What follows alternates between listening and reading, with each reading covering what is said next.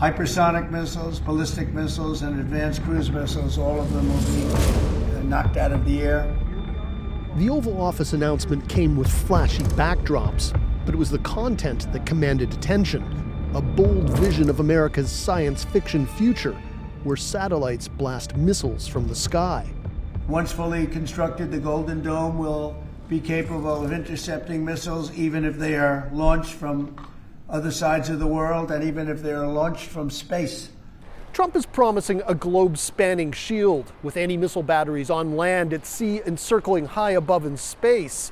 Multi-layered interceptors capable of tracking and destroying hundreds of missiles at a time, with enough firepower to provide second or even third takedown attempts should missiles get through the first line of defense. That we could intercept and destroy strategic ballistic missiles before they reached our own soil or that of our allies.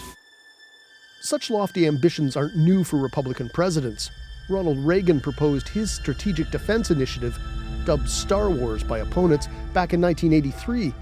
But it was officially shelved 4 years later when studies found the required technology was still decades away. Trump says the time is now ripe and the need real. This is very important for the success and even survival of our country. It's a pretty evil world out there. The biggest question is whether such a complex system would actually work. I mean, there's been significant technical evolution in missile defense technology. There's a couple of recent illustrations of the strategic value of missile defense. Israel's defense against Iran's significant ballistic missile attacks, both last October and before that, and then Ukraine's ongoing homeland missile defense. Israel's Iron Dome, part of its missile defense system, claims a 90% success rate against short-range rockets. Ukraine's 8 Patriot batteries, gifted by the US and European allies, provide some protection for its capital, Kyiv, but can do little to stop cheap Russian drones. It's never going to be perfect. There's not going to be such a thing as an impenetrable missile shield, but it can provide enough protection as to where it provides some of the strategic benefits to provide room for a conclusion of the conflict or a conclusion of the disagreement by other means. And then there's the cost. Trump's new spending bill earmarks $25 billion US for a project he says will ultimately cost $175 billion. But the Congressional Budget Office prices just the space-based parts of the system at somewhere between $161 and $542 billion. If you're really going to make a comprehensive multi-layered defense that's theoretically capable against hundreds of incoming missiles with potentially thousands of warheads, you are looking at multi-trillion-dollar expense over a period of 1 to 2 decades. A vast expenditure with other potentially world-changing consequences. Donald Trump has a very expansive vision, hearkening back to Ronald Reagan's idea of making nuclear weapons impotent and obsolete. It certainly was not attainable in the 1980s. I don't think it's attainable now. And so in that regard, if you chase the wrong objective, I think you'll fail and spend a lot of money along the way and possibly further poison U.S.-China and U.S.-Russia relations. Canada will not take part in the proposed ballistic missile system. When George W. Bush proposed a similar missile shield back in the early 2000s, Canada wasn't interested.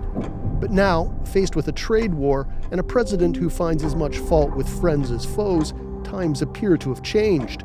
In one of his first acts as Prime Minister, Mark Carney signed a $6 billion deal with Australia for a cutting-edge radar missile detection system, which would dovetail nicely with Trump's ambitions, if the US president can be talked down from his demand for a contribution 10 times that size. We are conscious that we have an ability, if we so choose, to complete the Golden Dome with investments and partnership. We are in a position now where we cooperate when necessary, but not necessarily cooperate. You have to have the ability to defend. This retired general, a former director of operations for NORAD, says Canada needs missile protection too. It's absolutely essential. The conventional threat has significantly increased from Russia and China and criminal and terrorist organizations, things like drones and cruise missiles.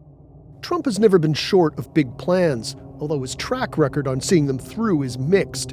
His new tax cuts and other expenditures are already straining U.S. finances, adding an estimated $4 trillion to the deficit over the next decade. Still, Star Wars will become a reality in some form, says this expert. This is a guy who likes to have signature accomplishments, Trump Towers all over the world, and other things that he can point to as a lasting, tangible legacy. At this point, I would be surprised if we don't deploy something. A golden dome that may or may not end up offering the promised protection, but one that will surely carry a sky-high price.